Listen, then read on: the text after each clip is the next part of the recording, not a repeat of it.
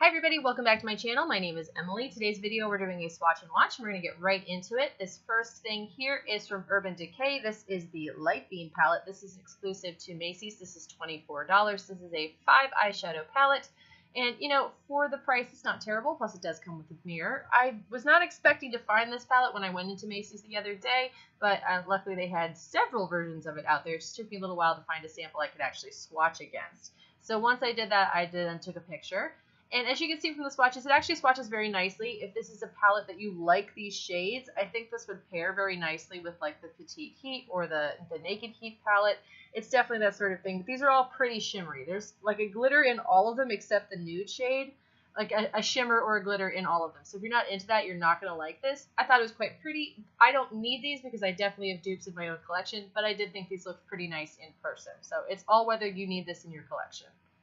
I will warn you, this is not packaged like the Petite Heat. It is in a cardboard box, and it's long and thin, so it's definitely a different size from that. Next up, from Stellar, we have the Starlust Holographic Highlight Palette. This is $37 for 13.2 grams of product.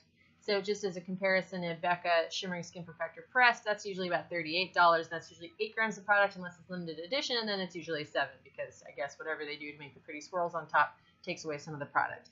This palette in particular, I hadn't seen in person until I went to a very specific Sephora because this brand is not carried in every Sephora. This was at the 34th Street near Herald Square Sephora in New York City, so here are the swatches. This is a very chunky highlighter palette, so this is very glittery as well. So if you don't like glitter highlighter, this may not be something you want to have in your collection. I do love a glittery highlighter, but for me, it was awfully chunky, and when I did blend them out to sort of erase that, they just looked the same on my arm. I looked very shimmery and pretty, but I couldn't tell the difference in the colors. That was kind of disappointing. So I probably won't be picking this up personally, but if you can ever see this in person, you might swatch it for yourself. Here we have the Natasha Denona Mini Blush and Glow. This is a blush and a highlighter in a little mini compact for $19. I thought at first, ooh, maybe I should pick this up so I could actually try out some Natasha Denona products because that's a pretty good price, but I wasn't sure how big this was. It's pretty tiny, let me put it that way. Also, I was not super impressed with the reviews because this is one of those things on Sephora that has really bad reviews but still almost has 4 stars. If you actually read what the reviews say, it appears that some of those reviews aren't being counted and then they start to disappear off of the website. Ultimately, what people were saying was that this doesn't show up on their face. And in order to get that blush to show up on my hand here, I had to really work at it to get it to show. The highlighter showed up fine, but it wasn't anything particularly exciting. I get the same thing from my Kevyn Kwan with a little less trouble. And again, this is a really basic highlighter. The blush is just super boring and really, really faint. So not impressed with this. I wouldn't spend my money. If you wanted to get a blush highlighter duo, I would get something like a Make Up Forever and build your own. And last up from Sol de Janeiro, we have the Glow Oils. They only had one for a tester out, and that was the Ipanema Sunset one. They also have a Copacabana Bronze, which is a much darker one. Apparently, the Copacabana Bronze smells like most Sol de Janeiro products. It has that beautiful, delicious pistachio caramel thing going on.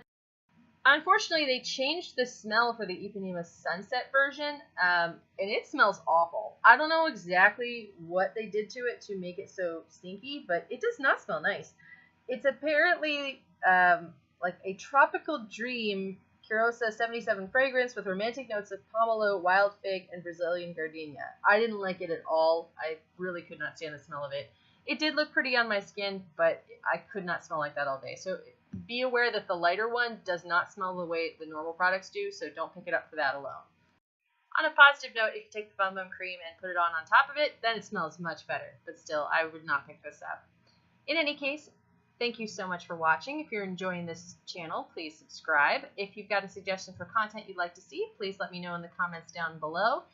My kitty is enjoying my Kat Von D IMATS bag very, very much, so I was managing to sneak a little shot of him while he was taking a nap earlier today. He's been very helpful for all of my filming today, so everything's going much better.